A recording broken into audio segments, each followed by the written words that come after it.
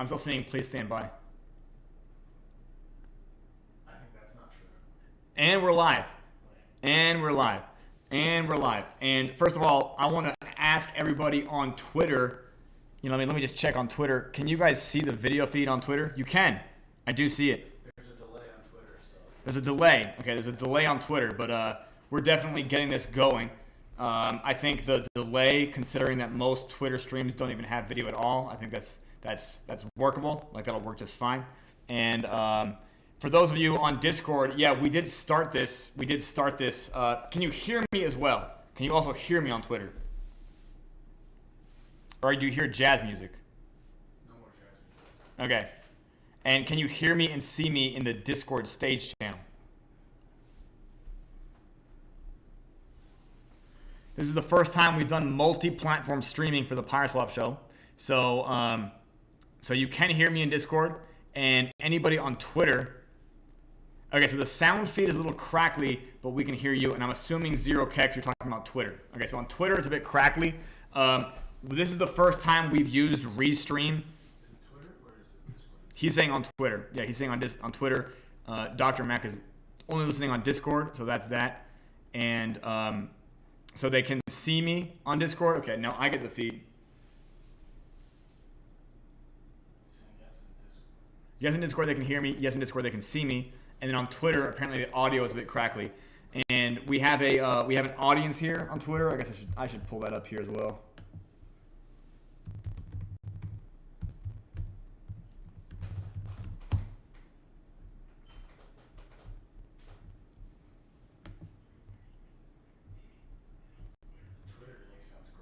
Twitter sounds great.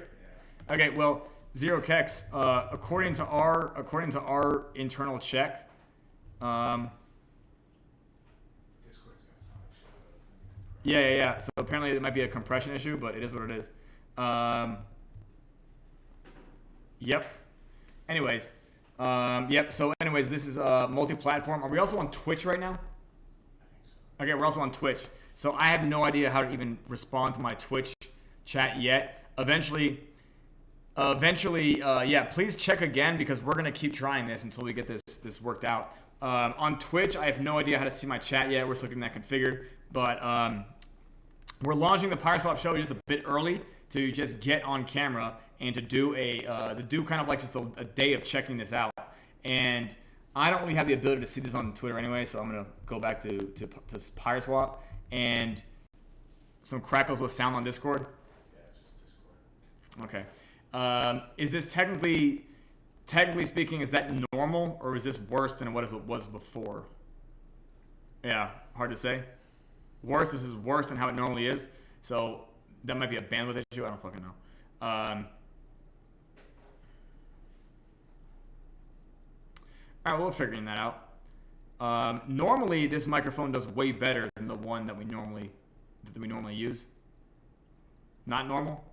Okay, so you're also agreeing that it's crackly on Discord as well?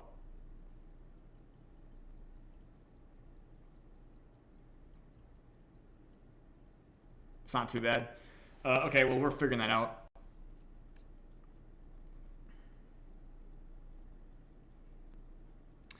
This is the first day we've... normal sound on Discord is good. Okay. But you're saying some crackles will sound on Discord?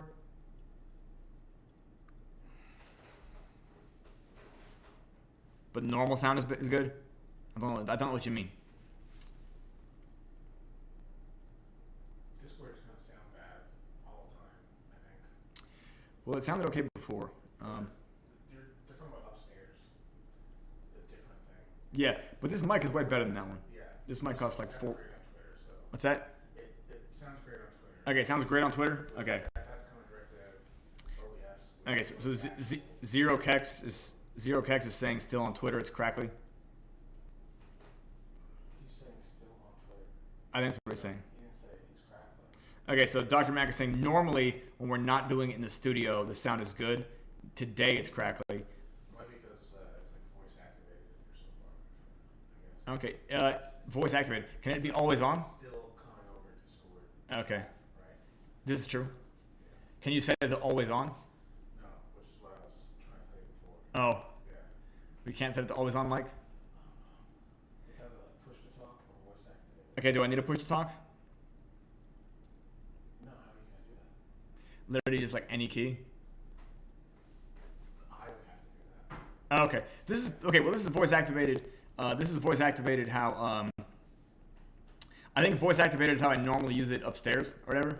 And today, we're just effectively trying this out. So, well, anyways, this is going to give us a lot of data for us to get really fine-tuned with this. But to answer someone's question about whether we're doing this on TikTok and or what else? On Telegram? Yeah, we can stream on multiple platforms. Yeah, true story. TikTok and Instagram. I don't know if Instagram, do I have a sound guard? No. No sound guard at all. I don't know if Instagram is actually like useful for crypto, but I think TikTok might be.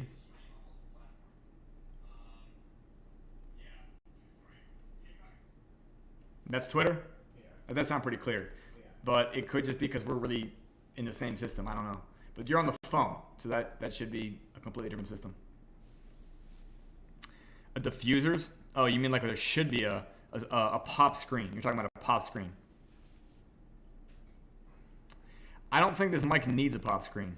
50 foot people here. That's gonna be talk about this stuff too. What's that? I would stop talking about the microphone and start talking All right.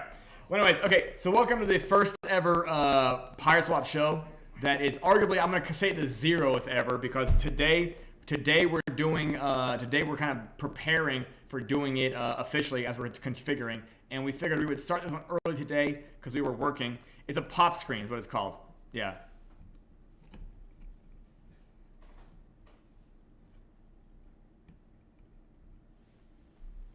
Anyways, yeah, generally speaking, I want to, I guess, address the strategy for marketing that we're going to be implementing this month is all about having a bunch of small things happening all over the place. I hope this makes sense. I know that when you think about like a large and surge and sudden change in crypto, you're thinking that it comes from like some sort of like bomb going off. But it actually doesn't. It happens from a bunch of small things happening that are perhaps unnoticed on the superficial layer. So, for instance, I'm going to give you guys 2 examples. The Bitcoin ETF is not making Bitcoin rally. I'm not talking about today, by the way. I'm not talking about 24-hour change. But the Bitcoin ETF is not responsible for Bitcoin's rally. What's responsible for Bitcoin's rally is a bunch of people thinking the ETF is going to make it rally. Does that make sense? And Bitcoin's halvening is also not responsible for Bitcoin's halvening. It's a bunch of people thinking that Bitcoin's halvening is responsible for making it rally. Does that make sense to you guys? It's a bunch of people trying to front run some type of event. Does that make sense? It's a bunch of people trying to take action based on a prediction that they think is safe, that they think that they have a risk appetite for. Does that make sense to you guys? So the fact of the matter is making everything about this project succeed is not going to come from us doing like a large type of like large scale fucking publicity stunt or anything like that. Rather, it's about getting a whole bunch of small things happening over time that effectively can provide a foundation, like kind of like a reactive foundation for large things to get noticed. Does that make sense? Like it's more about getting thousands of people. It's more about getting thousands of people in preparation for a large thing about to get announced. Does that make sense? That's what actually makes the chart rally. And that's what also makes the project feel like a success and also kind of arguably become a success. I hope that makes sense to you guys. So we're going to be implementing a lot of this stuff over the coming days and or weeks. And the goal is to kind of just always have a snowball effect in our marketing efforts as far as taking what we actually do and make it snowball. Does that make sense? Taking what we already do and snowballing it. So for those of you watching, a large fraction of you probably know that we do this Pyreswap show as much as 6 times a week. We haven't been able to broadcast it to Twitter and or YouTube simultaneously with Discord in the past, but we finally built a very professional streamer setup, and we are going to make this, we're going to effectively leverage this streamer setup in order to reach a larger audience. Does that make sense? Like that's literally the whole goal. This larger audience is all about like gaining awareness about this project and what's different about it in the first place, right? The awareness stage is arguably one of the most important ones because it kind of gets people thinking about the project in the first place and arguably beginning to watch the project out of their own volition, right? That's not the same thing as the people that I know dozens and dozens of you are hardcore advocates of the project already. That's different. That does help other people watching the project. They like seeing that it's not just the founder advocating for it. They like seeing that there's dozens and dozens of people advocating as well. Oh yeah, and for those of you on Twitter, we would love a retweet. A retweet would be great. Yeah, if you guys could do that, it would be phenomenal. I forgot to ask for that. Yeah, retweet it. We can just keep growing the audience. This is the first Pyreswap show we've ever done on stream before. We're going to try to make this happen as much as possible. And these will be recorded as well for people watching later on YouTube and other platforms. I think you can watch them again on Twitter too. Is that correct? I think after you stream on Twitter, you can watch it again. Yes, Pega, we started early, kind of by accident. Yeah, we started early by accident, and we figured we would just roll into it because we had a large group of people tuning in on Twitter. So it seems like Sunday at this time might be an untapped window of opportunity on crypto Twitter for doing a space. So that's what we're doing now. And we already have YouTube videos like in queue, but while we're kind of waiting for these YouTubers to get their act going, I'm going to just continue recruiting YouTubers to cover a video for it, because it's not just a single video's debut that's going to do what we want, right? Rather, it's like it makes more sense that we try to aim for a week, like a 7-day period where we have 10 videos dropping from 10 different YouTubers. Does that make sense? And the thing is, in order to have a week where 10 videos are dropping, it takes longer than that week. Does that make sense? Because YouTubers have their own schedules, and they are, in fact, not always compatible with ours. So we effectively have to always be getting the ball rolling so that the marketing kind of accelerates with convexity, which takes the project to the level of awareness it needs, if that makes sense to you guys. Can we try camera 2 just to see, just to try it out? And I can survey the audience. It's live. For sure? Camera 2 is up. Yeah, Camera 2 is live? There's a heavy lag on Twitter. Okay. Well, anyways, I want to point out again that we have this camera 2 specifically for training aids, because I have this amazing little scale that I can describe about the way, economic mechanisms balance and stuff like that. So we finally have these weights. I think they're way easier to see. For those of you who remember this scale, can I get a confirmation that these are way easier to see than the stuff I was using before? Would you guys agree that it's way easier to see?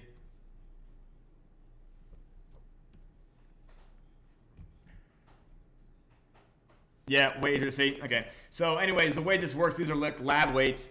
And this is about 50 grams, and this is about 100 grams. And effectively speaking, we have this scale that has multiple positions where weights can be hung, and we can show how that affects the balance of the system. Here, I like this one is pretty cool because you can see that it's still balancing, although it's kind of lopsided. Do you guys see this? That I just moved the 50 from one position to another, and it's still kind of balancing, but with the tilt now. This is arguably, economically speaking, what Pyreswap is. Like, it's always achieving a balance. It's just not always horizontal. It's just not always parallel to the horizon, as it were. And the most important fact is that it's dynamic, so that when one side is becoming unbalanced, eventually, the mechanisms catch up where it begins the rebalancing act. And it is through these rebalances that effectively the economy sustains itself, and there's tons of opportunity. This is also true for things like Bitcoin.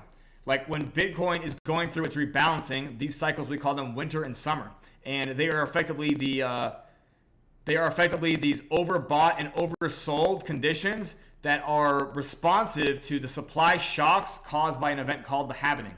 I hope that makes sense to you guys. That is effectively the cause of crypto summer and crypto winter, and that all boils down to game theory, which is something I can talk about later. Or do we have the camera set up where I can whiteboard today? Can I do that? Let's see if that works. We can try that out. Let's go to camera 1. We'll just try everything out. Okay, camera 1. You need to zoom out. Okay. Let me see if I can stand up. I'll stand up. If I pull this. So we got this amazing stand-up whiteboard. Let's see.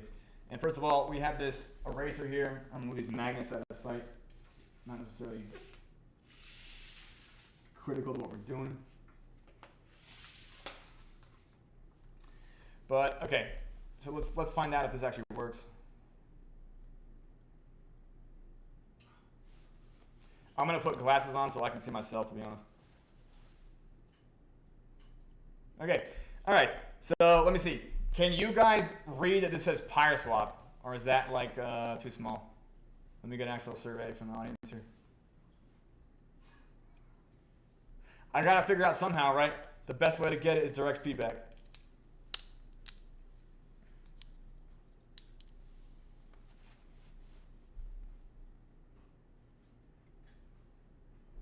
All right. Well, anyways, since we have so much time, I guess what I can do is I can do a long form explanation on my concept of the intergame. What time is it now? Yeah, we got plenty of time. So I'm going to talk about an intergame, and the first thing I'm going to bring up is actually a game theory called the Prisoner's Dilemma, and I might just teach the Prisoner's Dilemma first. I'm right-handed, so maybe I should fucking move it over here. Is this better? Yes, and also it's not, the training aid is not behind it, which is great. Okay, that'll work. Fantastic. So we'll talk about the Prisoner's Dilemma, and let me see if I can write that in a way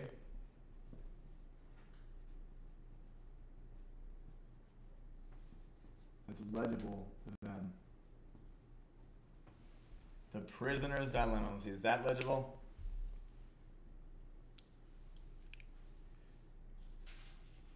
Okay, so feedback here is that Dr. Mac can't see me on Discord, but if he clicks on the stage channel, it will send him to Twitch. Then I get echo on sound from Twitch and Discord. Okay, well, Doc, that is good feedback, and we'll figure out what the fuck is happening there.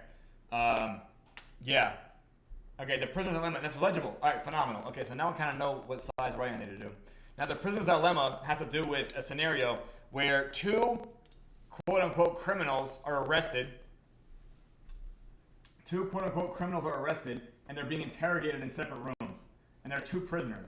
And they're being told, they each have an offer. They each have an offer where they can either, and this by the way is comply, let's say collaborate, yeah. Confess, I think it's this one, confess. Or like,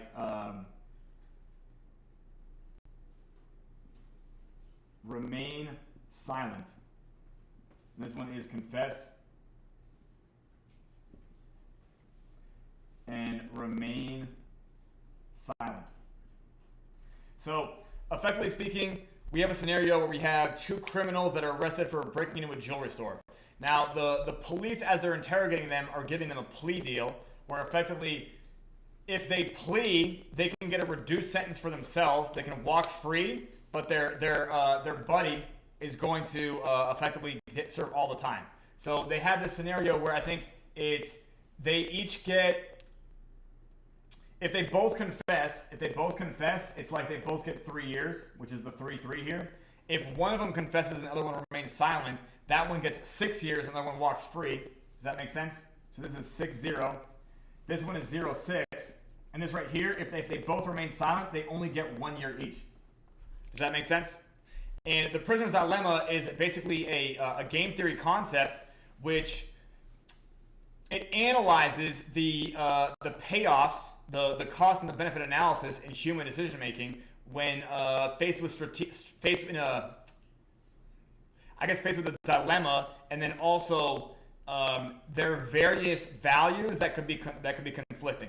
If that makes sense. So if they both confess to the crime, they'll both serve 3 years each. However, if they confess, meaning they turn in their partner as well, and their partner remains silent, they'll get 0 years, but their partner will get 6 years.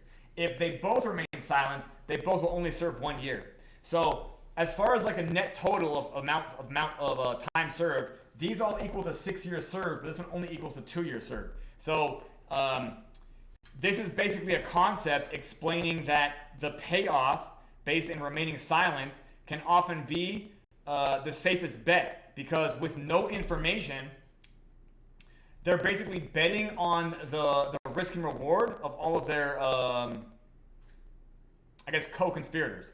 And the only reason I'm talking about the prisoner's dilemma is actually to teach you guys game theory matrices. Because in a game theory matrix, you're looking at the possible decisions that a human actor or a player is making. Does that make sense to you guys? So we have player 1 here. And we have player 2 here. Does that make sense? Do you guys understand all this? Actually, let me make sure I can actually see chat here.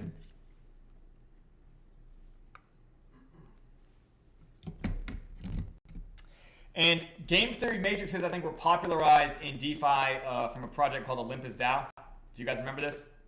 Where they had like a 3-3 and a 1-1 and a 0-0. I'm not there, I don't know if people really understood what that meant, or even if Olympus DAO did. But I'm hoping this is not the first time people are kind of experiencing it in DeFi, because game theory is really what kind of upholds all of Web3. Like, game theory is what really is the driving theoretics that kind of like push this space. Can everybody hear me, by the way, as far as like understanding the prisoner's dilemma? And do you guys have any questions about it?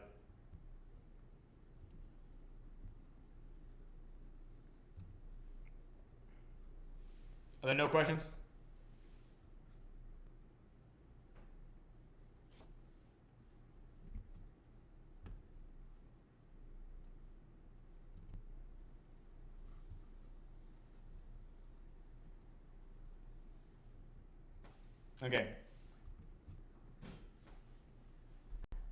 Okay, so I'm going to actually split this up into something way more advanced. I think jumping from the prisoner's dilemma to what I'm going to teach you is a huge leap, but honestly, I haven't built the curriculum where we would go to an intermediate step. So what I'm going to talk about is I'm going to talk about the intergame. Now, what I described there, the prisoner's dilemma, that's like one of the most entry-level concepts for game theory. But we're going to talk about the intergame, which is arguably my own theoretics. Here, I'll even write by Pythe here. So the intergame is kind of like a topology of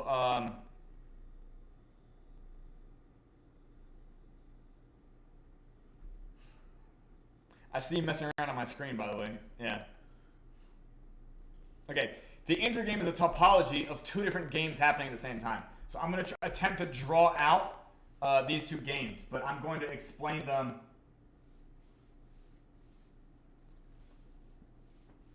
the best I can. Let's put it that way.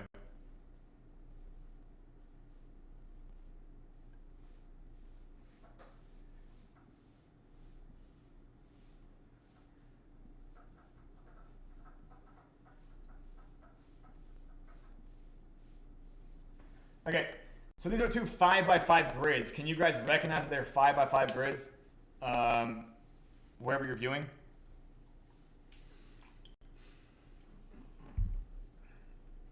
Yes, we are doing Twitter. We are doing Twitter. And I think we're also live on Twitch right now, possibly YouTube. Tell everyone on Twitter to go to Discord. Okay, yes, if you're on Twitter and you want to actually have your comments read by me, please come to our Discord where I'm able to interact with the stream at a much more robust way.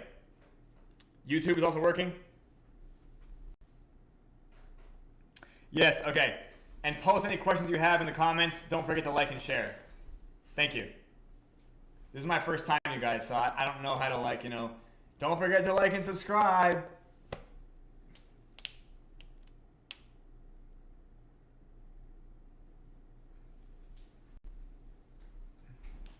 Auto brightness is not the way to go. Okay, I think that's not even what the case is. Like, what? Okay, well we're gonna work on that later. You know what I mean?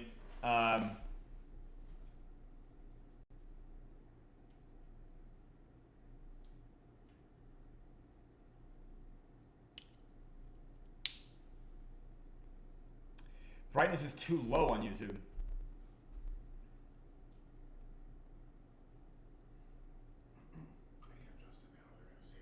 Okay.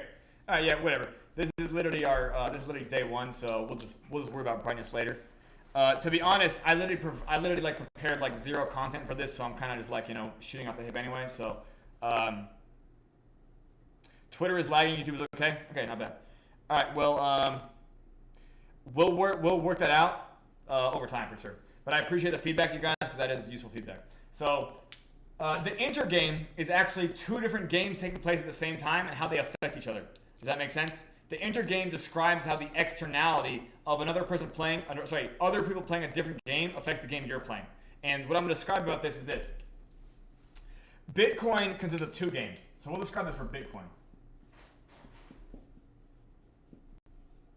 Okay, can you guys see Bitcoin? I'm going to keep my glasses on so I can only see what they can see.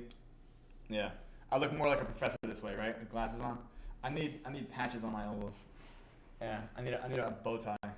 Anyways, Bitcoin, that's mostly literate. So we talk about two games that consist in Bitcoin. And this is, again, the infrastructure game.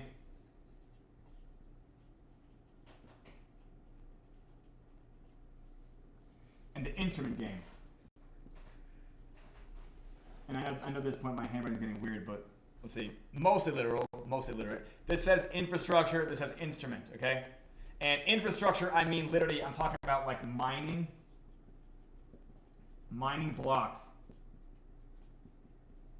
And this one is trading coin. Making sense to you guys? It's getting even harder for me to write because it's like down here, like my fucking hip level. But can you guys mostly see that? Can you guys mostly see that this has mining blocks and this has trading coin?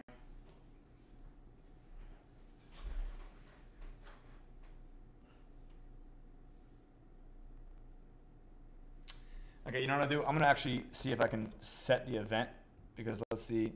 There you go. I'm now starting this event. There's 100 people on Twitter. 100 people on Twitter? Great. Well, you know what? If you have like a stream like this, in theory, welcome to the hundreds of people watching me on Twitter. You get to be in the first 500 people I've ever shown this to. One day I might win the fucking Nobel Prize for this. Who knows? So welcome one and all. And we're now officially launching the show in Discord now too. So I want to make sure that I'm muted. Okay, this is good to go. Perfect.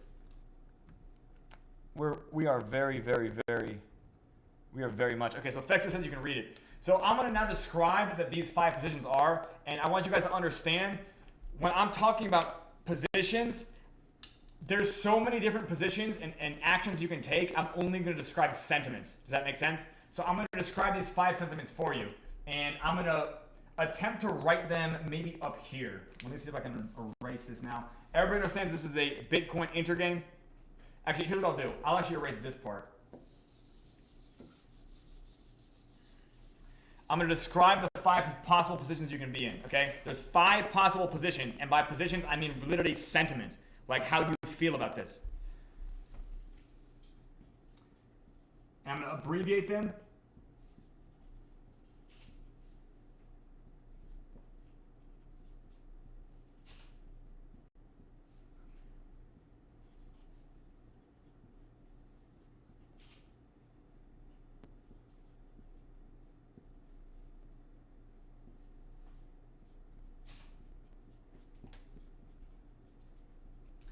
Okay, so let me make sure that this is legible. It's crazy that I need to take my glasses off to write and then put them back on to read. Okay, so these are 5 positions, and this word says bear impo, which means bearish impossible. Does that make sense? This says bull pos, which means bullish possible. N means neutral. I can write neutral out. Position 4 is bearish possible, and position 5 is bullish impossible. So if you guys want to talk about who is bullish impossible, I want you guys to know that this list is getting shorter by the day. Apparently Donald Trump now is bullish on crypto, which he didn't used to be, not at least in his first term. More and more you see federal central bankers talking about Bitcoin. You see like more and more, I guess you could say, like higher upper echelon financial institutions having positions.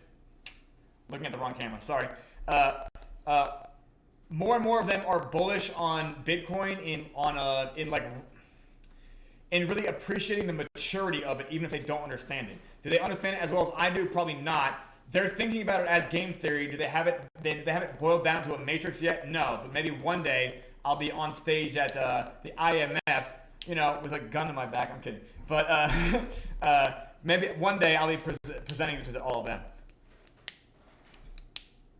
Sorry, I'm reading the chat. I know I'm supposed to look at the camera.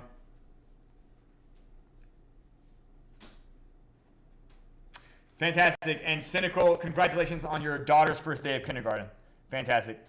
Fantastic. Sorry, yeah. If you're in the chat, yeah, I do try to talk to my chat. If the chat is on Discord right now, we're gonna have it multi-platform soon. But right now, if you would like to chat, the general chat on Discord is the channel I'm watching. And if you have something to say to me, that's the easiest way to get a hold of me. I'm watching it like a hawk. Okay. So these are 5 possible positions that you can be in on the instrument game or the infrastructure game. Does that make sense? So what I mean by this is there's a certain amount of actors in each one of these positions. Does that make sense? These are multiplayer games. Does that make sense to you guys? You can think of yourself here as the player 1, which by the way, now it's PO, and then this is the player many. So we have what the player 1, like the solo player, I guess maybe I should write a PS, but what you're doing and then what the many are doing. Does that make sense? And when you're playing a multiplayer game like this, it doesn't really matter what you're doing because you could be wrong. So I believe today Bitcoin is at 59K. Do I have that correct? Is it lower or is it higher? The last time I looked it was 59K.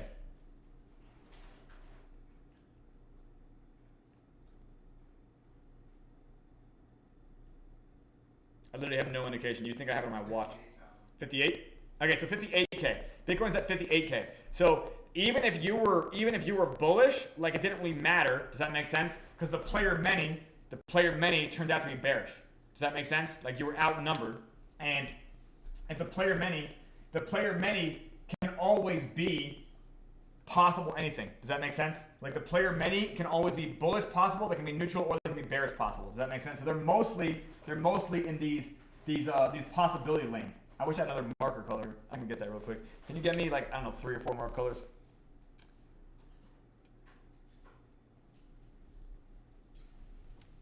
Thank you.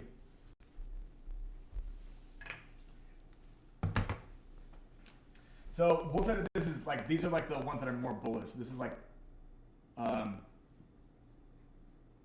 this is terrible, the acronym. But like, these are the ones that are effectively like bullish.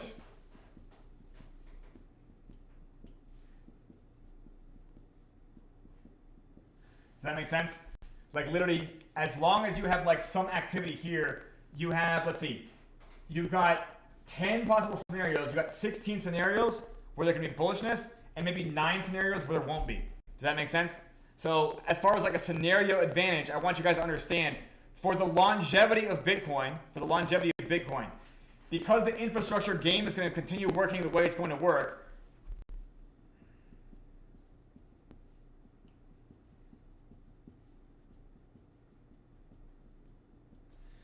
these 16 scenarios happen all the time. Does that make sense? And because of this, you can kind of bet on Bitcoin all the way through the year 2140, which is effectively the end of the emission curve. Like by the year 2140, its dynamics are going to have to be a little bit different, and its economy is going to have to be a little bit more complicated. If that makes sense. There'll have to be just more economic growth and application for it, which is not like an impossibility, and I know how to do that myself. But the fact of the matter is, there's just always going to be more scenarios that are bullish for Bitcoin because of the game theory than there are that are going to be bearish. Does that make sense? And that's why Bitcoin overall keeps growing. Because effectively, this is not a complete coin toss, but it's like you're betting 16 coins against 9. Does that make sense? And I know that's kind of a weird thing to explain, and I feel like my grasp of the English language would be a bit better today.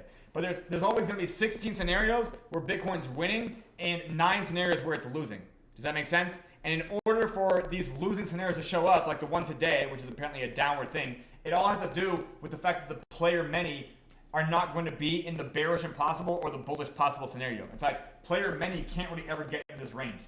Does that make sense? Player many can't get in this range, but they can stay in these ranges, effectively. The player many, only individuals can be really bullish impossible or like bullish or bearish impossible. Does that make sense? And the impossible, I feel like I literally like just left behind. Nobody's following me at this point, right? Okay, when I talk about bearish impossible, I mean all possible actions you could take if it was impossible for you to be bearish. Does that make sense to you guys? I want you guys to think about all of the major Bitcoin miner companies. Do you guys know Marathon Digital? Do you guys know that name? There's a bunch of Bitcoin mining groups that they are invested into the billions in Bitcoin mining. Does that make sense? So like they don't have an ability to ever stop being bullish. Does that make sense? Now the fact of the matter is on the infrastructure game, they can always be bullish and possible. That does not prevent them from being bearish on the instrument. So I don't know if you guys knew this, but Marathon Digital in June, they sold the majority of their Bitcoin they mined in May. Does that make sense? They sold it all because they happened to be bearish and possible, which is effectively the most bullish position ever on the infrastructure. But they believe that because the price was the price peaked early because of everybody expecting the halving to moon it, they expected that they needed to sell Bitcoin early because they expected it to go down, which by the way is down today. Does that make sense? They sold it at a higher price than it is today. Do you guys understand what I'm saying? So Marathon Digital, when they were in the bullish impossible position for mining, that doesn't mean they're in the bullish impossible position for trading. Does that make sense? In fact, all Bitcoin miners are constantly selling what they mine because that's what they have to do to pay for electricity. Does that make sense to everybody? Am I talking too fast? People that are in the bullish impossible position, they can either be people that are either too stupid to ever really wrap their head around how to do it. By the way, there's just people that are out there that like, maybe they're already octogenarians and they're just gonna wait to die as opposed to getting bullish on Bitcoin or whatever.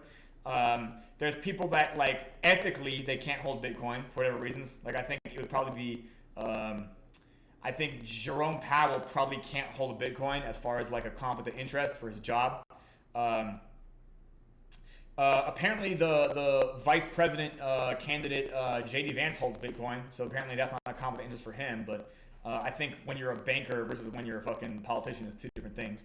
And what this effectively means is that the amount of people that are bullish and possible, that amount's always going to get lower. And because of this, all possible positions, like all possible actions they can take based on their sentiment is already kind of priced into the chart.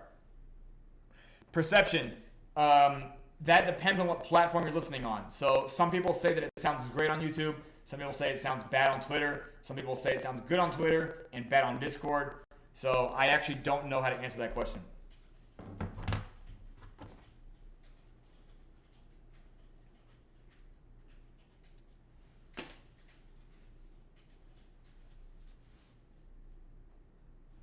Okay, that's possibly the case. We're going to continue troubleshooting this. This is our first time doing multi-platform streaming, so we are, in fact, learning a lot today.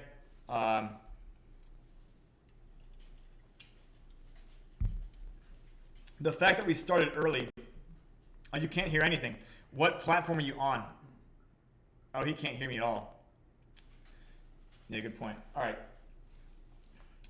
Anyways, when we talk about Pyreswap being a mega dApp, I want to make it clear the reason we're calling it a mega dApp is because we also have the intergame. The intergame also applies to Pyreswap because we have, instead of having the infrastructure game and the instrument game, we have the witch game and the night game.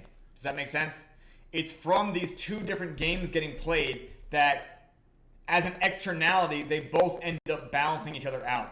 Does that make sense? Like it's from the fact that we have maybe two people over here and two people over here playing. Does that make sense? We have four people that are only playing two different games. There happens to be another intergame, which is comprised of both of these games combined together. The intergame, if I were to really describe it, it would be a 25 by 25 grid because we're literally looking at all 25 of these scenarios and all 25 of these scenarios and then mapping it into a 225 cell sheet, if that makes sense. There'll be 225 cells in that sheet, which is far beyond the capacities of this whiteboard. Maybe one day I'll write it out in documentation. And basically you're just describing every single one of those scenarios as far as the combination of player one and player two or player one and player many and what the market could be doing. We assume that player many, like player many, is always going to be dominating the sentiment and what the actions are doing. Does that make sense? So even though like the player that loses as player one, that doesn't mean he's still not helping the other game. Does that make sense? And he might still benefit from the other game. I hope that makes sense. But yeah, these two games supporting each other is why Bitcoin keeps growing. Because as the infrastructure game increases in age, it becomes more and more of a safe bet to assume that it'll keep going up in age. Does that make sense? As Bitcoin keeps mining, people are willing to bet on the trend they're going to keep mining. Since they're willing to bet on the trend of it keeping mining, the way that you take exposure to that chain is by holding Bitcoin itself. And since more people are willing to hold Bitcoin for longer periods of time, this ends up increasing the price. Does that make sense? That's the general causality of it all. I hope that makes sense. And if you're watching on Twitter, right now we don't have Restream configured where I can see your responses. But if you would like to respond to me in chat, you can join Pyreswap's Discord, which you can find the link to that in Pyreswap's Twitter bio. So if you go to Pyreswap's Twitter bio, the Discord is linked. In the general chat, I can see everybody's messages, and I do respond to questions if they get asked. I hope this makes sense. We're literally just talking about 5 possible sentiments somebody can have. Does that make sense? 5 possible sentiments. They can be bearish impossible, which means that they are fully bullish on Bitcoin no matter what. Like somebody who, like Michael Saylor, is bearish impossible. Does that make sense to you guys? Like, he can be anything other than bearish. Does that make sense? There's also people that are bullish possible. This is number 2. This is the number 2 sentiment. These are people who can waffle between being bullish and people who can be waffle between being bearish. I'll have you guys know, in the Seigniorage Circus, we once had up to 70 members that were arguably mostly active. Then crypto winter happened in 2022, at least for us, and a good few dozen of these people, since my correspondence with them recently, they have informed me that they no longer touch DeFi. Does that make sense? So like they fell out of love with DeFi. Now they can be bullish possible. Oh, you like the Cactuar? Yeah, this is in fact a Final Fantasy reference. Yeah. Now people can always be bullish possible, but they're not the ones that are really committed. Does that make sense to you guys? And if you're watching me on YouTube, or you're watching me on Twitch, or you're watching me on Twitter, or you're watching me on Discord, I want you guys to understand, being in these middle lanes, being in bullish possible, or being in neutral, or being in bearish possible, that's not really going to kind of serve you as far as like creating something real in crypto, or even providing retirement level money in crypto, or providing generational wealth money in crypto. Like, you definitely have to have way more skin in the game than you realize to kind of really learn this game in the deeper layers. That arguably, I find that these deeper layers are not really discussed on Twitter. That's kind of a tragedy. I find that Twitter discusses very superficial things, and it prevents people from really learning what they're investing in. Yeah, I agree with that. Being bullish possible is just being a moon boy. Do you know what I mean? It's like, well, I like this coin now because I see the trend is going up, and I'll take exposure now because I'm not attempting to ride the trend. Does that make sense? That's great, but then like when the trend reverses, as the trend will definitely do, like, do you still have the ability to be bullish? Because it's when the trend reverses that you're able to compound your gains, or you're able to take positions that most people aren't willing to take higher risk positions. The higher risk positions, they always tend to pay out the most, but they do also have the most risk. If you want to really have that life-changing money, it involves that type of risk. Everybody ends up having their own appetites. Everybody ends up having their own palate for risk. And it's when you're bearish and possible, that's where I think you really separate yourself from the herd. So bullish possible is this second row, or this second row here. It's anybody who can effectively be holding right now. But if the price goes lower, they'll just sell, whether they're taking profit or they're taking a loss. Does that make sense? They're not going to hold that position, and they're certainly not going to DCA through winter. I once had a Facebook group. I had like 120 people in it, and the only strategy I taught them was how to DCA Bitcoin through winter. The whole thing was just, hey, take 5% of your monthly or weekly income and buy Bitcoin at all prices below 45,000. That was literally something I started in 2021. Like, only when it's below 45,000 should you buy, and just buy 5%. And I know one guy, he just bought like $20 a day for 2 years. He just bought Bitcoin for $20 a day. And like now he probably has so much money and he stopped buying it still. You have to be willing to do stuff that I guess other people aren't willing to do. If you're willing to just buy when you see the trend going up, you're literally choosing to be a herd follower. And people who are following the herd are never really making it in DeFi. You always have to find out where you need to be a maverick, where you need to differentiate yourself, where you need to go against the flow. That's the only thing that's going to separate you. It's the only thing that's going to reward you. Because the majority of people in crypto don't make money. Does that make sense? 70 to 90% of people are losing money. And like it's because they don't know who to follow and they don't know how to lead themselves. That's all it boils down to. If you're listening to me, I hope you're taking it seriously. Going back to this, neutral means neutral. Like this means like they're not really in a bullish position or nor a bearish position. Does that make sense? It's like they might have no position at all. Neutral could arguably be like the majority of people who don't hold crypto but also haven't heard of it. Does that make sense?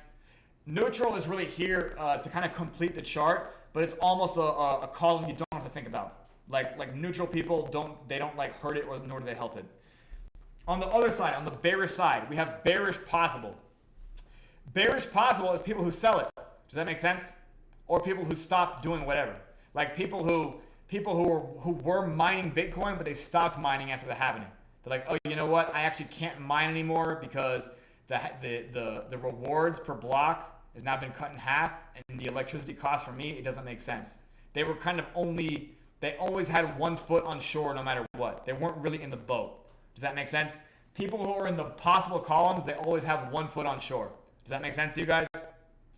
The people who have 1 foot on shore, rarely are they making money. The people who are in these middle columns, that's really retail who is getting crushed by people who are in the bearish impossible scenario, one way or another. The people who are effectively, red candlestick artists on other projects, they're often causing red candlesticks just to move to a different project. Like they're like, I'm gonna just go put that in a project that I think is more realistic. Even people who run gigantic exploits, like people who run 8-figure, bank robberies on certain DeFi projects, they take that money and they just go park it in like Lido. Yeah, I'm being realistic. Literally what they do is like, well, we have $40 million and it's not like we can turn it into cash without doing a whole bunch of gymnastics. So we'll just go park it in Lido and we'll just like retire off of this, whatever the fuck they do. Not going to comment on that. Okay, does everybody understand me so far? At least in Discord? Fantastic. Well, I'm going to just keep going then. Oh, by the way, this is the ultimate moment. So should I in fact go to screen share? Let's pause this game theory discussion and let's actually talk about the Incantation Witch Vault.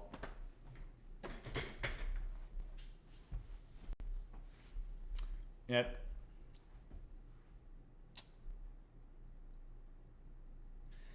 Everybody, I want to give a shout out to my producer, Mr. Good Project.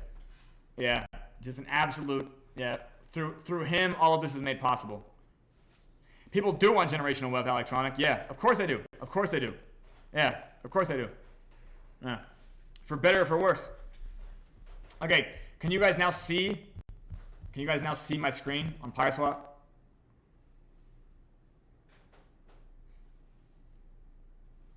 This is not bad. What is it? Discord can't run this computer? We can't put Discord on this?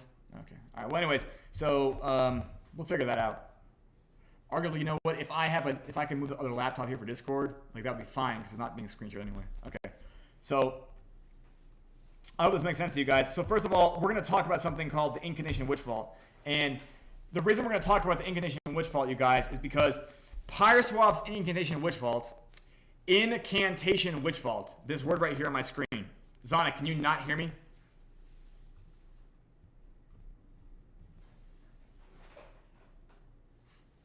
True story, Electronic. Yeah, true story.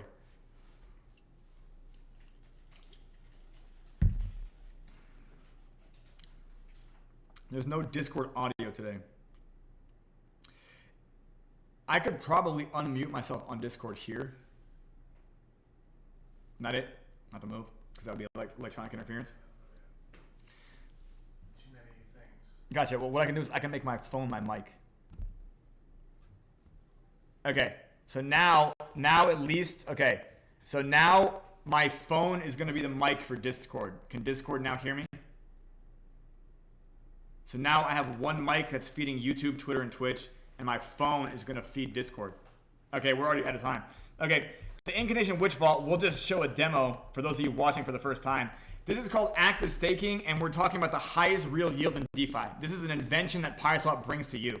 Right now, you can see that we have a daily yield of 88%. That is not a fake number. The misleading part here is that in this final minute, this ultimate minute, you're going to see a whole bunch of Pyre Phantoms staked to capture this yield. As they stake, the yield goes down because it's divided among more people, among more tokens. So Pyre Phantom right here is spiking. You'll see that it might go as high as 409,000. We have 80,000 so far to get a epoch yield of 4.99. So people are getting a 5% yield here unless nobody else stakes in the next 15 seconds. So we got 80,000 here. I want to keep indicating that we have 80,000 staked. Is the number going to go up? 7, 85,000, 94,000, 250,000, 262,000, 310,000. Any more? 354,000, 364,000. Are you guys watching this? I hope Twitter is watching this. Twitter does not get to see this too often. 364,000, and the final EPR was 1.29 or 1.1. So everybody who played the game just got a 1.1% yield, and now they're going to exit because effectively the yield has been distributed. I unfortunately was too slow to play this round, but for those of you watching on Twitter, I hope this makes sense to you. This is the highest real yield in DeFi. It works because of the paradigm of active staking. Active staking is not something you have seen before in DeFi, just to be clear. Active staking is an invention brought along by Pyreswap. DeFi has to continue evolving if we want real things in Web3. Like if we want shit that's not trash in Web3, it's going to be DeFi that has to evolve. Pyreswap does bring the evolution of DeFi forward. Yeah, higher than 1% rewards. For real, Cynical. I agree.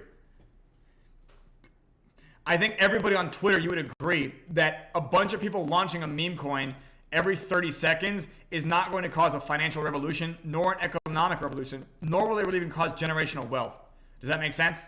Because effectively speaking, if you happen to gamble on a meme coin and it does net you a 7-figure or 8-figure sum, it is likely you're going to behave just like a lottery winner. Does that make sense? And for those of you who don't know, 70% of lottery winners in the United States declare bankruptcy because they lose all their money. Because the way that they made their money is not scalable, nor is it repeatable. There are no fundamentals to it. There's no skill set. They are just a person that randomly won a bunch of money.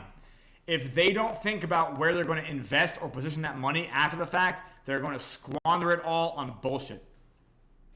70% of the time this happens. 97% of lottery winners, whatever their winnings are, that was their peak. So only 3% of lottery winners happen to grow their wealth beyond their lottery winnings. I hope that makes sense to you guys. So when I built Pyreswap, when I designed it, I wanted to be able to create something that could potentially create large sums of wealth, but then also provide for people passive positions that they could stay in after the fact. So even after they make 7 figures or 8 figures, they can position that in a more neutral or passive or perhaps a more boring way so they can continue to make money off of it and not happen to blow it all on cocaine and Lambos and bullshit like that. Does that make sense? What wealth looks like on Instagram is not what wealth is. I cannot stress this enough.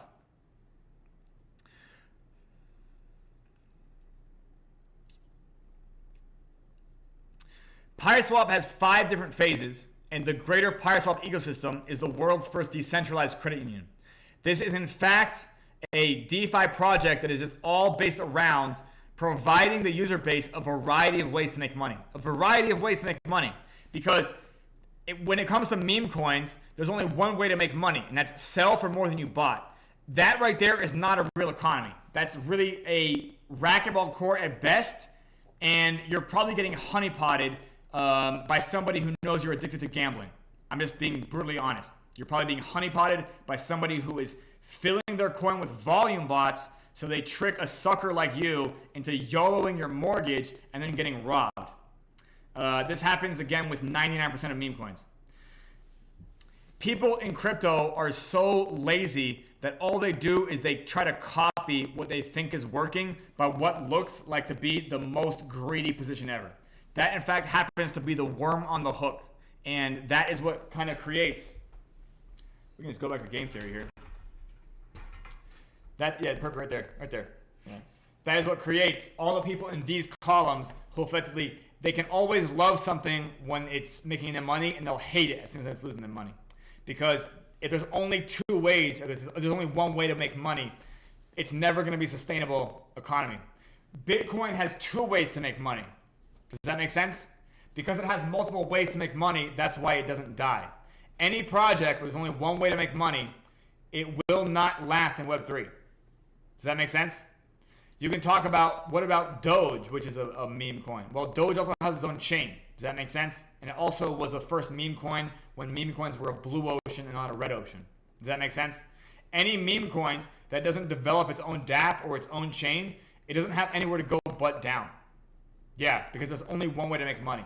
People can keep trading it for the sake of entertainment, but there has to be derivative value created from that token. Otherwise, all that everybody is in is to sell on somebody behind them. And this is what happened to literally 99% of NFT projects during the NFT boom. Everybody was just buying it to sell to somebody behind them. And if the person buying after you is just selling to sell to somebody behind them, then all you're thinking is the entire thing you're betting on is the bigger idiot hypothesis. Which, by the way, the bigger idiot game is not a financial revolution, nor is it an economic one. Anyways, do you guys understand the idea of an intergame, at least conceptually? I call it an intergame because I can't call it a super game and I can't call it a meta game. Those words are already getting used by somebody else.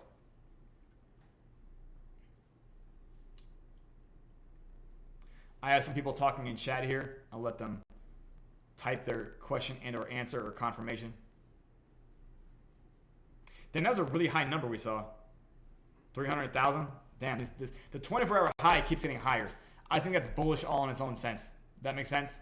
It used to be 100,000 was crazy. Now we have almost 500,000. So soon we should have 1 million. Soon we should have 2 million, 10 million, right? Wow. That's crazy. Yeah. Okay, well, thank you, Fexer. And yes, Cynical, you are a model advocate of active staking. Yeah. By the way, for everybody joining us on Twitter, don't forget to like, share, retweet, subscribe, whatever the button says. Whatever the button says, like, share, retweet, subscribe. Our production quality on this set is only going to get better, by the way. So this is like our first day doing multi-platform streaming. And yeah. Electronic, it might be the case that one of the on the Avalanche chain, there's one pair which is I think it's Bitcoin against Ethereum, where the liquidity is not deep enough, and because the liquidity is not deep enough on Bitcoin and Ethereum, it doesn't always get swap fees. So therefore, the Avalanche side stalls out every now and then. By the way, that's one of the reasons that we will be on Tuesday, this coming Tuesday, Pyreswap is sponsoring AVAX Talk. So for those of you who don't know, Lonzo, Naldo, Josh Hughes, and the Twitter space they host, I think 4 to 5 times a week. Pyreswap is now the Tuesday sponsor for that Twitter space. We will continue to be streaming on Twitter ourselves. So your kids and your wife played the IWV today? That's amazing. How old are your kids, by the way? Tell me they're, are you teaching kids to gamble? I would prefer, as a self-regulator, I would prefer that, I feel like I would prefer that people are above a certain age, considering, okay, well, I guess that's not the worst. That's definitely better than other ages, where I think teaching people to learn how to gamble can be a bit predatory. Let's put it that way.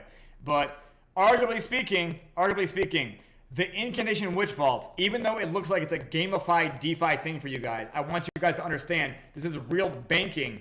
This is real banking you are doing by proxy. When the incantation witch vault gets played, we are in fact eliminating bad debt. We are in fact eliminating consolidated debt. There you go, Maddie. Yeah, when I was a minor, my dad actually opened these two stock portfolios for me and my brother. We were also teenagers or so. Yeah, we were teenagers. And yeah, exactly. So we were teenagers, and he literally ran. I think he gave like $1,000 to for us to like pick a stock effectively, and like literally it was his money, but he was just letting us pick. And yeah, that was ancient history. But yeah, so I do get it. But yeah, I think DeFi has enough immaturity before involving teenagers to be real decision makers. If that makes sense. Yeah.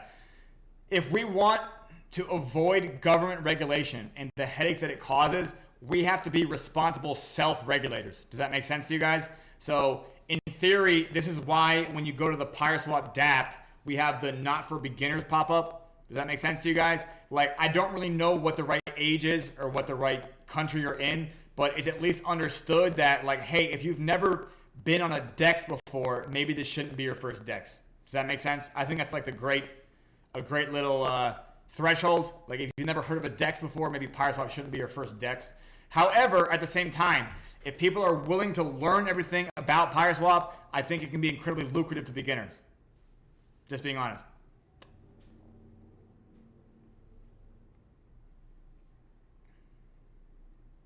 Right now, we have the usurping guard enabled, and I think that makes it even more beginner friendly. Anyways, so let's see. Everybody on Twitter, again, thank you for the retweets. Thank you for the liking. Thank you for all the above. Yep. Thank you for the commenting. Thank you everybody who's doing these things.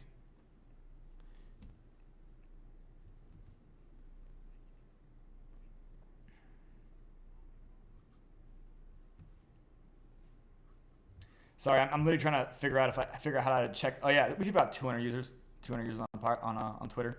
That's not bad. I think the fact that we're streaming obviously helps on a Twitter space. Yeah, building trust is essential. For those of you on Twitter, I would like to recommend and invite you all to come to the Discord. The Discord has a lot more information about our project, and in fact, we have a channel called Diagrams, which, by the way, our diagrams are considered to be the absolute best in all of Web3. Wouldn't you guys agree that our diagrams are the best in all of Web3? We have the best diagrams ever. You've never seen diagrams so good about teaching you guys DeFi and the ways that you can actually make money with DeFi. There's something else I want to draw. I'm going to draw this because it's easier to draw, and I think everybody can understand it. And I'm not going to talk about the intergame, which is a bit of we'll call it a Pytheanism 501 type of class. But we'll talk about Pytheanism 101, which I think is something everybody can appreciate. This is an interesting streak here. Can you give me not that, but that? Yep. Perfect, thank you.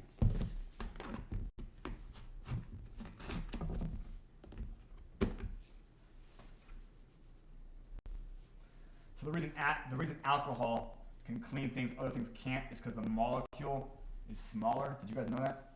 The molecule is able to get into more places. Actually, you know what? I do need that too. Yeah, perfect. I feel like this thing is something I should stand on the bottom of it for.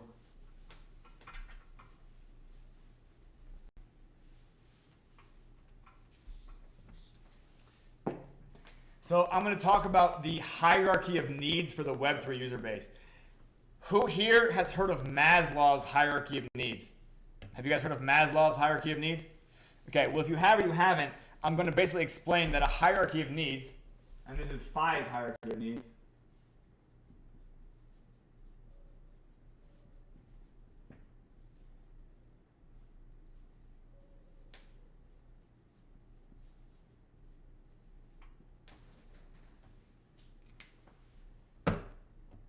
I'll use this one.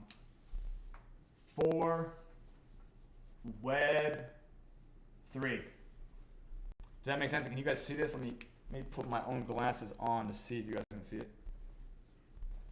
Where on earth would I put those? Oh, goodness gracious. How embarrassing. Okay, Phithe's hierarchy of needs for Web 3. And when I mean Web 3, I mean for a Web 3 user base. And Phithe's hierarchy of needs for a Web 3 user base. That's mostly legible? Okay, I'm glad that I have these different colors. So I'm going to draw a triangle like this. And I'm going to draw two separate. Could you give me maybe like a green and a red? The good news is we literally have 35 different dry erase markers here. I think these other two are not going to show up perfectly. Thank you. Okay, this will work.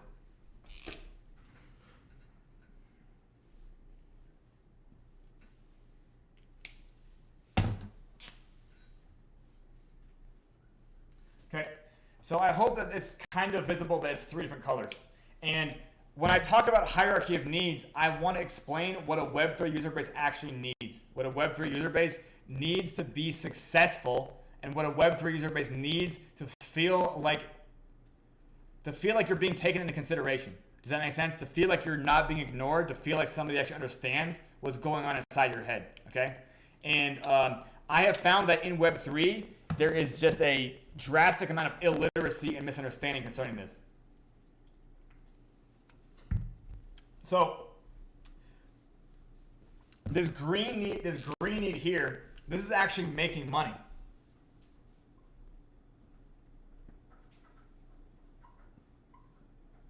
Believe it or not, your highest need in Web3 is not making money. It's actually what I would consider a secondary need. Everybody likes to make money, right? Making money is cool. Making money feels really good when it happens. Making money gives you more options and ways to change your life, right? Everybody enjoys making money. And some people are actually not in it for making money. Some people really like it for exposure to the tech. They care more about the infrastructure anyway, right? And I'm going to say tech engagement here.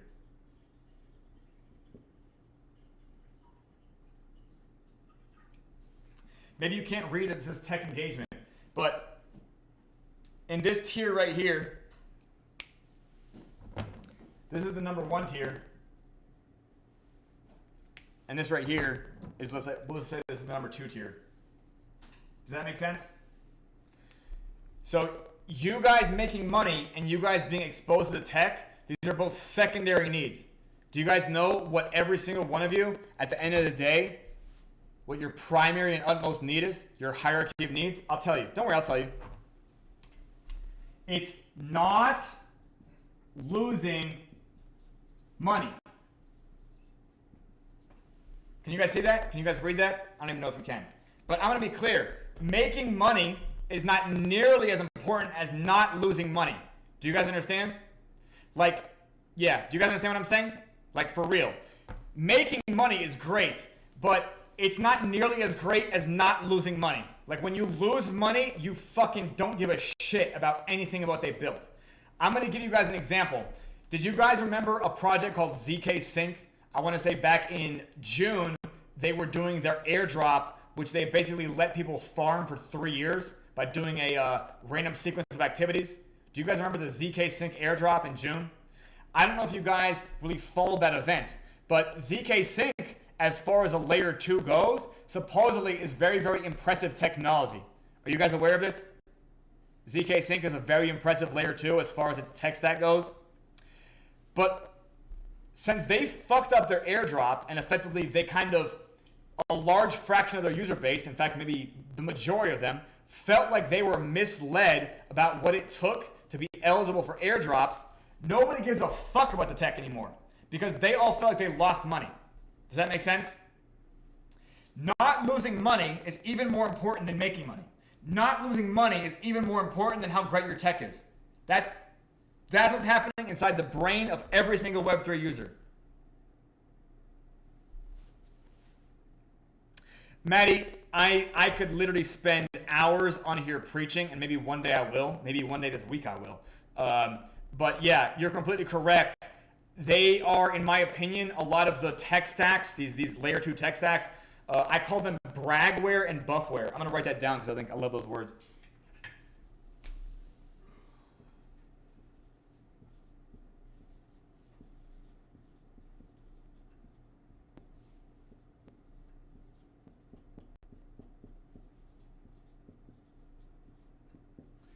Bragware and buffware.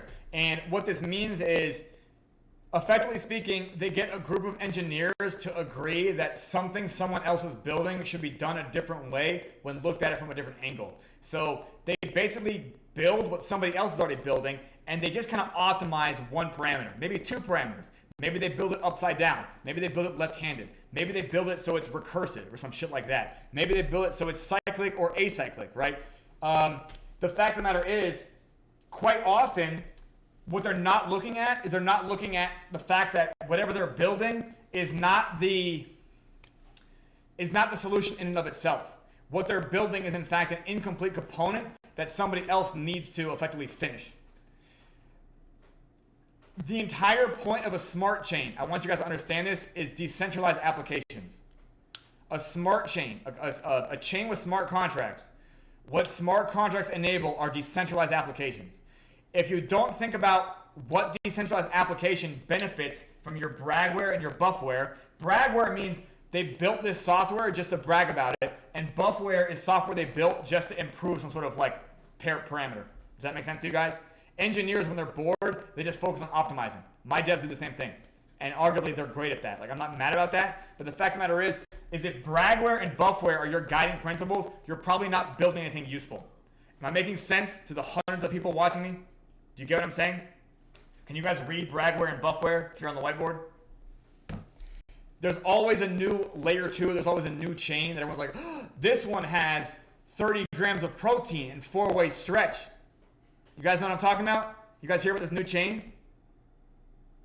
And it's like, okay, but like, what is actually going to be, what is that chain going to get used for? Like every now and then you'll think about like, oh, they have a partnership with,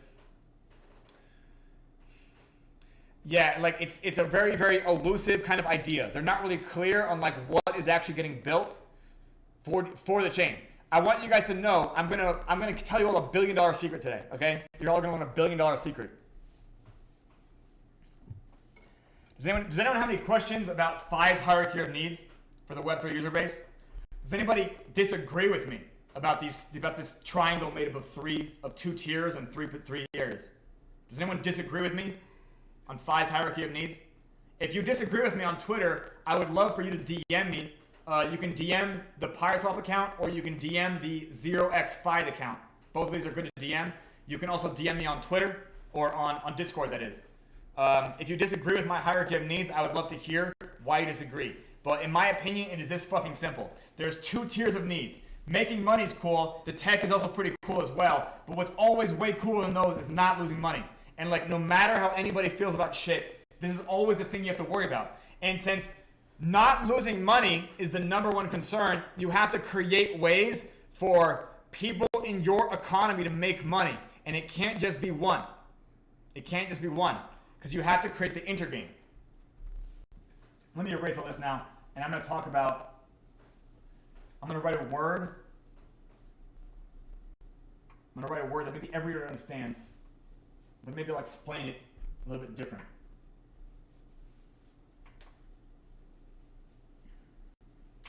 It's obvious. It is in fact obvious if you really think about it.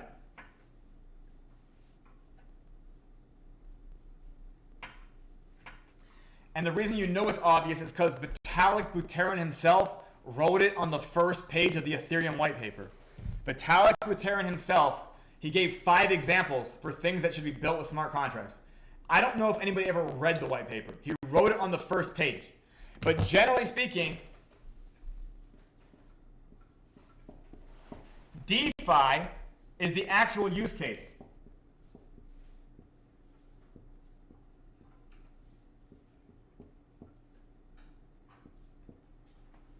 For smart contract chains.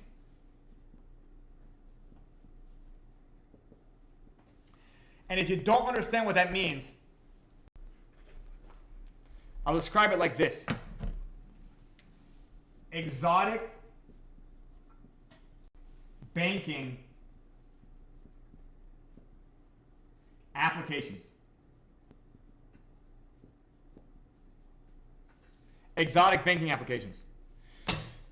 That idea might be confusing for you to learn because maybe the words exotic banking applications don't make any sense to you. But this is effectively the purpose of all smart contract chains. If there's going to be a token that runs this chain, and this token is going to be a volatile chain, number 3, not to be boring. Well, Maddie, you know what? Yeah, Maddie, I get what you're saying there. Like, not boring, they need to be engaged. I would say, as long as something's happening there, yeah, the boringness factor is definitely taken into consideration. Exotic banking applications.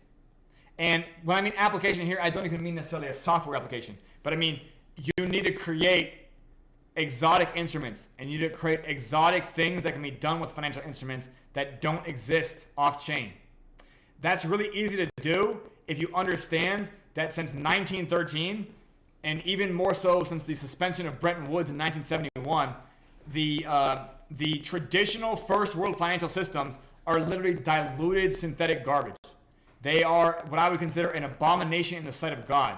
It's incredibly easy to disrupt this idea, but you have to start thinking in the terminology that bankers think in.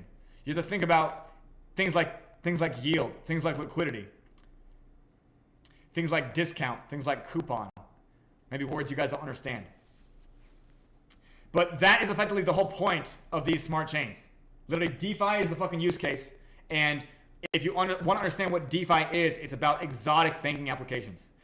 I don't believe, by the way, and I'm not trying to sound bearish on other projects, if you're going to recreate what you already see in, I guess what you can consider Web 2 finance, or I don't even like calling it traditional finance, but let's just say mainstream finance. Don't recreate what you see in mainstream finance. Like, build what mainstream finance can't do. Does that make sense? We built negative yield instruments on Pyreswap. The negative yield instrument is the incantation witch vault.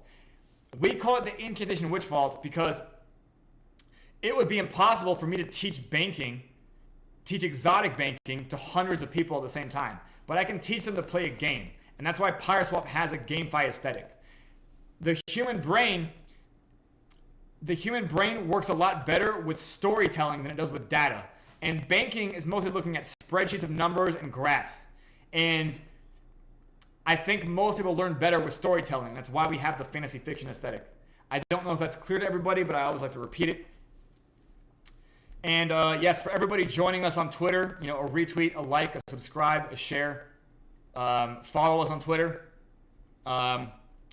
We will be on Tuesday launching a giveaway of Pyreswap. And in order to be eligible for this giveaway, it will happen during the AVAX Talk Twitter space. Up to 15 wallets can win up to $30 in Pyreswap. So we will be giving away $450 of Pyreswap every week, up to $30 for 15 people. As of right now, anybody can claim this prize. As of Tuesday, it will be reserved only for newcomers to our Discord or people that have never played before. The whole goal of this is to get more and more of the Avalanche chain recognizing that one of their areas of strength is DeFi, and they need to stop pretending to be Solana. Yeah, I'm just being honest.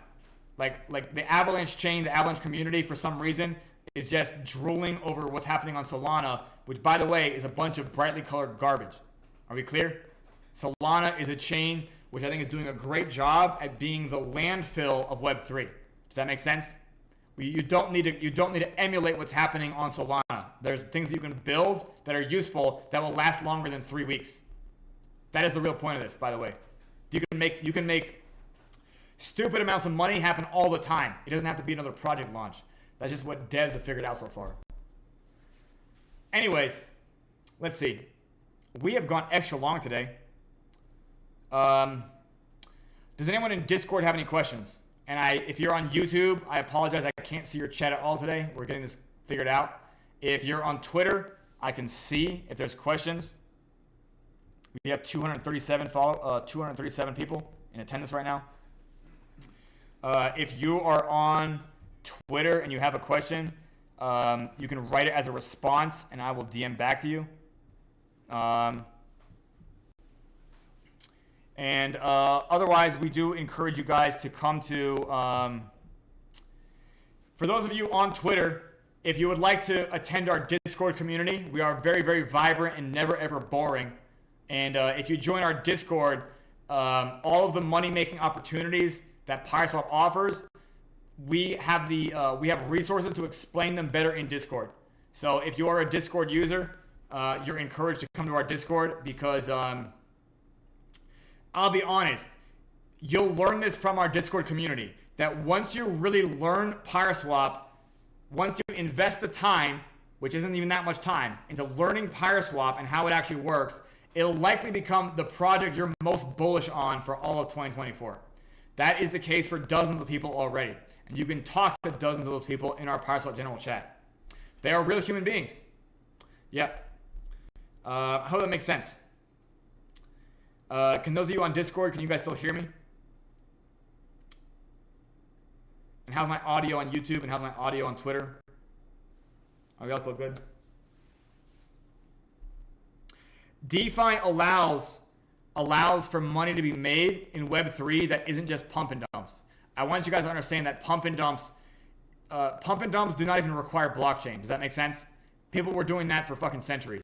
Okay? So, like, the fact that all we have done with Web3 so far, and I don't mean all we, but I mean what I see 90% of people chasing in Web3 is pump and dumps, and it's like, this is not adoption. Meme coins do not drive adoption anymore. I don't care what anyone says.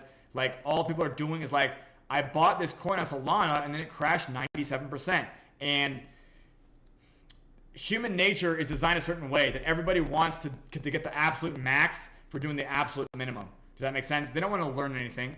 Does that make sense? They just want to be able to figure out where they can place their money and watch it either go to the moon or go to the fucking floor, right? They want to feel that adrenaline pumping in their veins. But there's a lot more money that can be made if you actually take the time to learn what's happening. If you try to learn what you're investing in. Pyreswap is a DeFi application, but honestly, it's like an education project as well. Yeah, this is definitely an education project. I take my responsibility as an educator very seriously. And I don't think anybody would ever say that I don't. I don't think anybody could ever make that claim about me. I'm really willing to ruin my life to educate as many of you as I can. If you guys want to know more about this project, on our YouTube, there's a video called the Pyreswap Origin Story.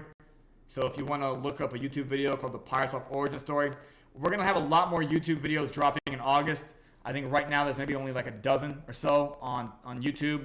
The interview we did with Yabonks, with Chris Rice, with Tim Malcolm, we've done, I think Dow King, I did an interview with him, with Crypto Circus. And those are also great videos to learn the basics of this.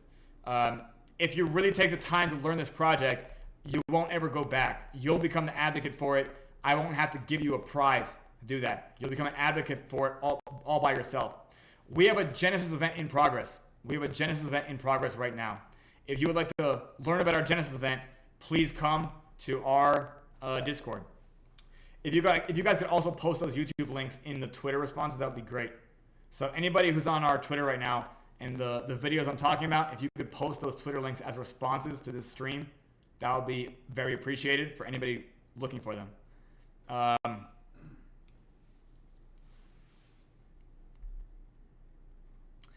I hope that makes sense.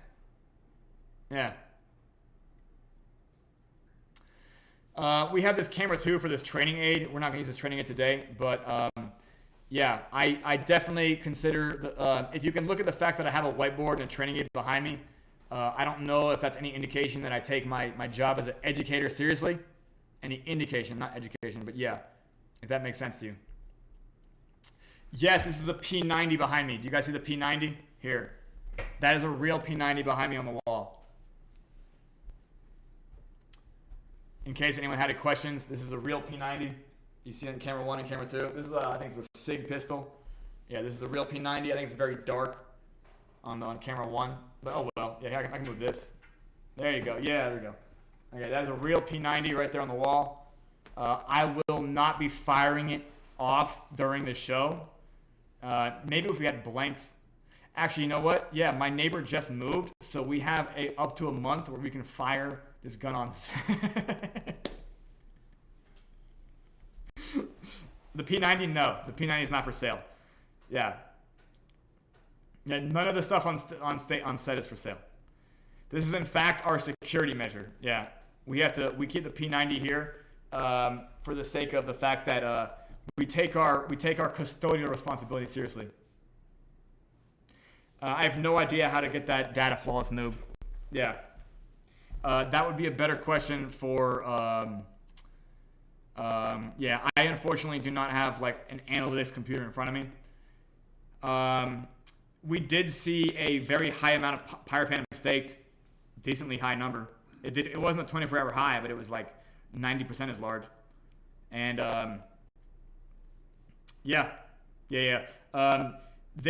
we've seen spikes, and like as far as seeing like active users, it's hard to figure out like what our average active is. We had like several hundred people like in the Genesis event in the first week, and I don't really know what's happened since then.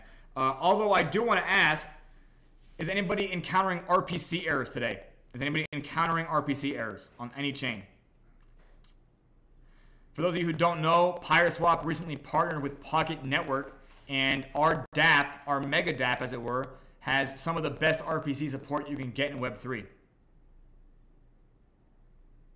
Yeah, Flaws, I agree. Honestly, our tokens are following their emission rate against the market adoption. Does that make sense? Everybody who's holding the token, they're collecting more. And if they're collecting more, first of all, they're offsetting. If we're in a downtrend, they're able to offset that with the IWV. Does that make sense? Yeah. Like, people are, in fact, doing this every day. Like, it doesn't matter what the token price goes to, because there's always money to be made with a token that has nothing to do with the price chart. I don't know if that makes sense to you guys watching on Twitter, but you can make money with Pyreswap a lot more ways than just buying and selling on the swap. I would say we have 6 or 7 different ways you can make money right now.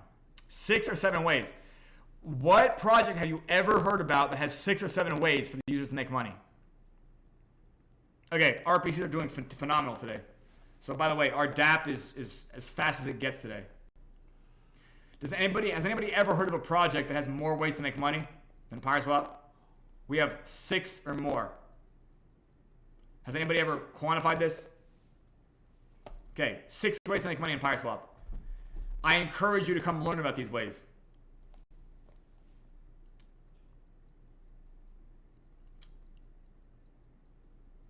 And if you're not following the Pyreswap Twitter account, please give us a follow. We'll be doing the Pyreswap show 6 times a week, up to 6 times a week. We do it every day, Sunday through Friday. We have this time slot, and we have a time slot 6 hours earlier than this. And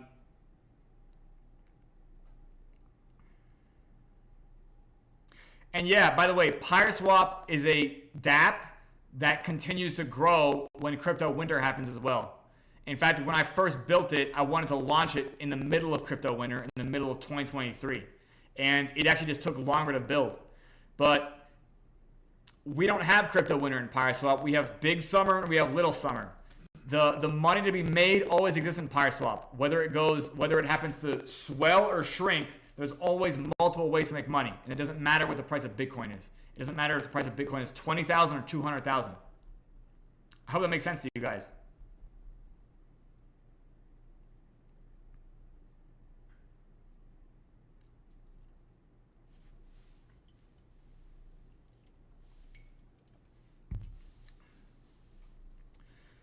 Well, thank you guys so much for coming to the Pyreswap show. I guess we can wrap it up here if there's no more questions. Don't forget to like and subscribe. What's that face that YouTubers make? Okay. Please follow us on Twitter. Please join our Discord. Please subscribe to us on YouTube. And if you have any questions, you can always DM it to us. If you go to pyreswap.com, you can actually, I guess, contact us directly through our email. Yeah, Zonic, I did. Sometimes you just gotta fuck it, do it live. To quote Bill O'Reilly, fuck it, we'll do it live. Yeah, I had 0 notice for this other than the fact that we just accidentally started. And since we accidentally started, I just jumped on stage and did it. I felt like I at least provided a lot of education for you guys. For those of you who aren't regular followers of mine, the people who follow me regularly will tell you I have a deeper understanding of the money in Web3 than 99% of people that you listen to. Just being honest. If you actually want to understand how the money in Web3 works, Phithe understands it better than people with 7-figure followings. Ask about me. Ask about me. See if people disagree with what I'm saying right now. I'm an actual economist. There you go. I don't know who you're following on Twitter, but they're not an economist. I might be the crypto economist.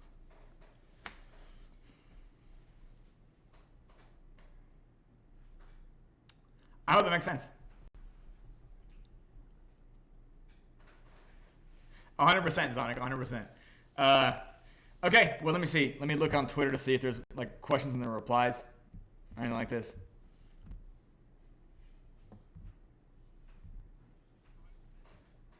Oh, there is a live chat. There is a live chat here, but I certainly don't see it. Oh, okay, we got Abolito. We got Crypto Cobain. Okay, so there is a live chat. I should have gone to the live chat. We're going to focus on getting this happening a little bit easier, I guess you could say.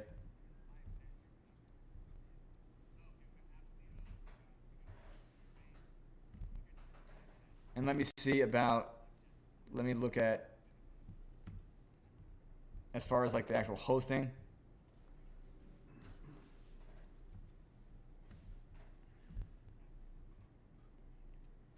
Okay. And yeah, actually no, sorry, there is comments. I literally just found that button there. Okay. Okay, who do we have here? Yeah, thank you for posting. Thank you for posting the channels. Thank you for posting the Yabonks video. Thank you, ZeroCash, for posting the origin story. And yeah. Okay, well then I think we can wrap it up here.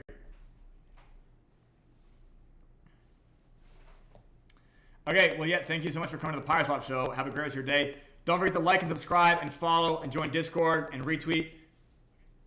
And we're off.